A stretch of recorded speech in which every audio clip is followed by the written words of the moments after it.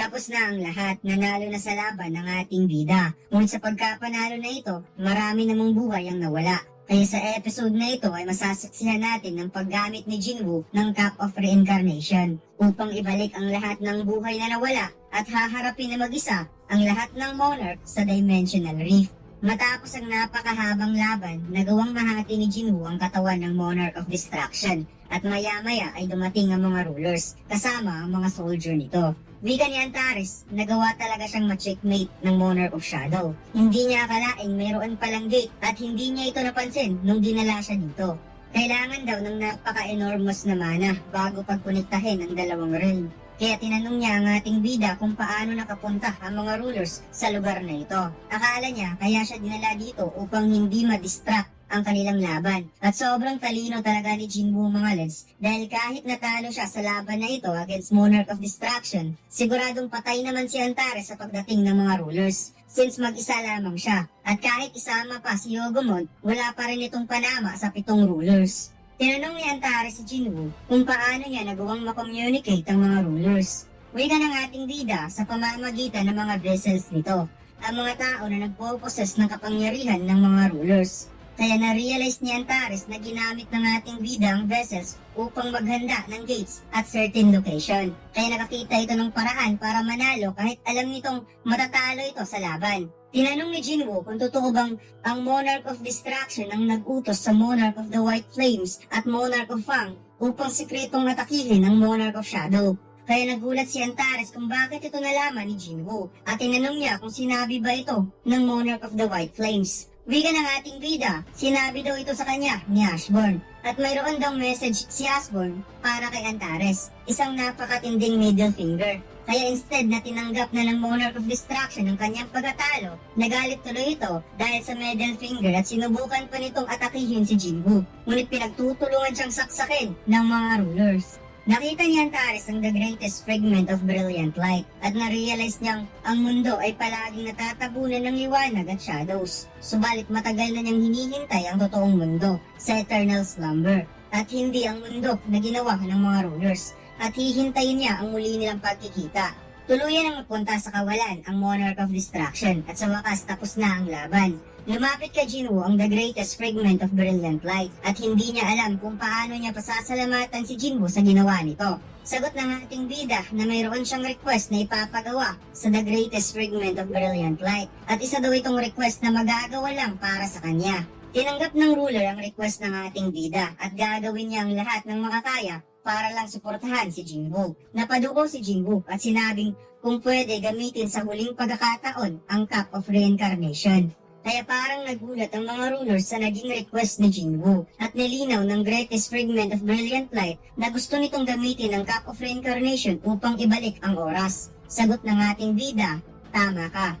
Ipinaliwanag ng the greatest fragment of brilliant light na kapag gagamitin nito ang Cup of Reincarnation, mabubuhay ang mga monarchs at ang consciousness ay mananatiling intact. Sagot ng ating bida, alam niya ang bagay na yan. Kaya kung maaari, huwag munang papuntahin ng mga rulers ang mga monarchs sa Earth kapag bumalik ang oras dahil siya na ang bahalang tumapos ng mga monarchs at sa mga soldier nito doon sa Dimensional Rift. Naunawaan ng ruler na gustong i-shoulder ni Jinwoo ang digmaan na siya lang mag-isa. Subalit bakit pa ba gusto nitong umabot sa mahirap na sitwasyon? Ginamit na nila ng ilang beses ang Cup of Reincarnation subalit hindi pa nila na-achieve kung ano ang mabuting nangyari ngayon.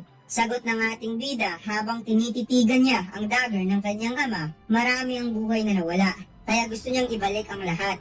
Wika ng the greatest fragment of brilliant light, ang Cup of Reincarnation ay malapit nang mawawalan ng bisa. Kaya kung mag-fail si Jinwoo, hindi niya na may babalik ang lahat at maaaring maalala nila ang kabayanihang ginawa ni Jinwoo. Subalit walang makakaalala sa laban na gustong simulan ng ating bida. Kaya kung magtatagumpay si Jinwoo, walang sinumang mag-acknowledge sa kanya bilang isang bayani ng sangkatauhan. Kaya tinanong niya ito sa huling pagkakataon kung gagamitin pa rin ba nito ang Cup of Reincarnation. Napapikit ang mga mata ng ating bida habang ini-imagine niya kung ano ang ginagawa ng kanyang pamilya, minamahal at kaibigan. Subalit desidido siyang iligtas ang lahat ng sangkatauhan.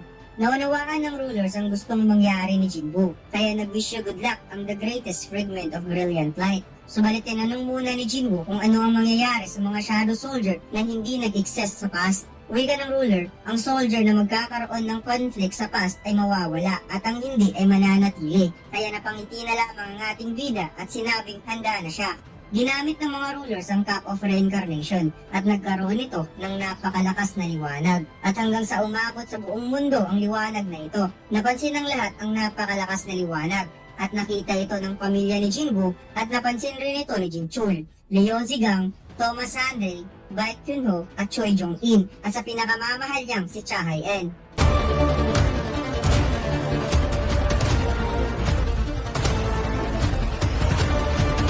Subukan niyo maglaro ng One Online Studio 4 Episode 7. Ang download link ay nasa ibaba. Maraming salamat, mga Lods. Pagkatapos, lumipat ang eksena sa isang gusali, kung saan inutusan si Jin-a na gisingin ang kanyang kapatid. At heto na nga, ginising ng napakaliit at cute na si Jin-a ang kanyang kapatid na si Jinwoo. At napansin ni Jin-a na kanina pang gising si Jinwoo, at napangiti ito sa kanyang kapatid na babae. Sa paglabas ni Jinwoo sa kanyang kwarto, nag-say good morning ang kanyang ina, habang nagulat ang ating bida sa kanyang nakita, dahil nakita niya ang kanyang ama na nakangiting nakatingin sa kanya. Hindi napansin ni Jinwoo na tumagas ang kanyang mga luha na ikinagulat ng kanyang ama at ina kung bakit umiyak si Jinwoo. Sagot ng ating bida, akala kasi niya na nanaginip lang siya. Masaya si Jinwoo dahil tapos na ang kanyang masamang panaginip. Ang kanyang kapatid ay nandito, walang sakit ang kanyang ina at kahit ang kanyang ama ay kanilang nakakasama. At ito ang huling pagkakataon na itama ang lahat at hinding-hindi niya ito sasayangin. Babaguhin niya ang future gamit ang sarili niyang mga kamay. Subalit hahayaan muna niyang mag-enjoy ng kaunti para gantimpalaan ang kanyang sarili. Alam niyang naghahanda ang mga monarchs ngayon ng napakalaking gates sa kalangitan upang sakupin ang Earth.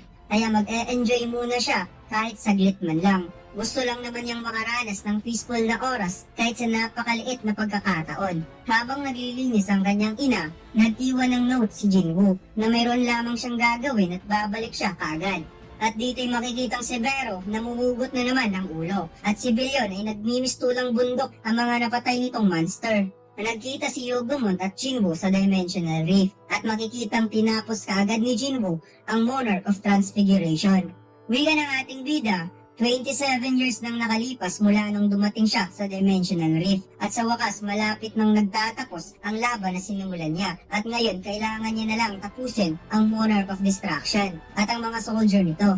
Inisip ni Jinwoo na magdadalawang taon na rin mula nung umalis siya sa bahay at dapat muli niyang makakasama ang kanyang pamilya pagkatapos ng 2 taon. Inisip niya kung ano ang ginagawa ng kanyang mga magulang at dapat mag-isip din siya ng explanation sa pagbalik niya. Inulat ni Billion na ubos na ang kanilang kalaban. Sagot ng ating bida, mabuti naman kung ganon, dahil wala silang sasayangin na oras. At kaagad in-extract ni Jinwoo ang lahat ng mga monster na napatay nila. Pagkatapos, lumipat ang eksena sa kaharian ng Monarch of Destruction. Nabalitaan ni Antares na nagawa ng talunin ng Monarch of Shadow ang Monarch of Transfiguration. Wika ng kanyang dragon na dapat nang umalis ang kanyang king dahil susunod na ito ng Monarch of Shadow. Sagot ni Antares na pagod na siya sa kanyang nararamdaman. Mananatili na lamang siya at kakalabanin niya ang Monarch of Shadow. Wika ng Monarch of Destruction na na-impress talaga siya sa Monarch of Shadow dahil hindi niya akalaing gagamitin ang Cup of Reincarnation upang ibalik ang oras. Akala niya na magkikita na lamang sila sa Eternal Slumber. Subalit ngayon, isa sa kanila ang dapat na makakatulog habang buhay. At makikitang nag-teleport si Jinwoo sa harap ng trono ni Antares. Nagpakilala siya na siya si Antares, ang Monarch of Destruction, at tinanong niya kung ano ang pangalan ng Monarch of Shadow. Sagot ng ating bida na siya si Song Jinwoo. At tinanong din ng ating bida si Antares kung mayroon ba itong last word. Pagkatapos sabay na sumalakay ang dalawa at naglaban. Maganda naman talaga ang ending ng solo leveling dahil hanggang 179 lang naman talaga ang chapter ng solo leveling. At ang mga sumusunod na chapter, side story na yon papuntang solo leveling Ragnarok. At dito lang nagtatapos ang ating kwento mga lads. Huwag mo sanang kalimutang mag-like, comment at mag-subscribe sa ating YouTube channel at mag-follow sa ating Facebook page. Salamat!